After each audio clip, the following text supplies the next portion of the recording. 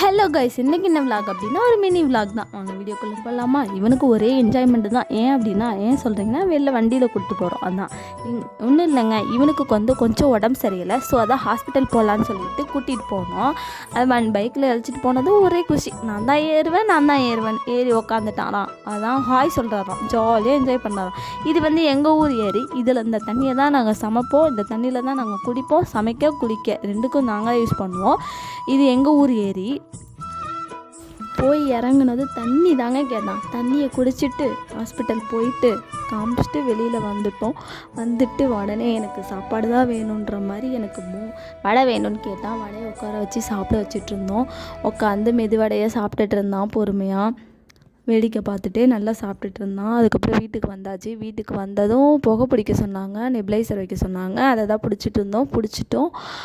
Bye, thank you for வாட்சிங்.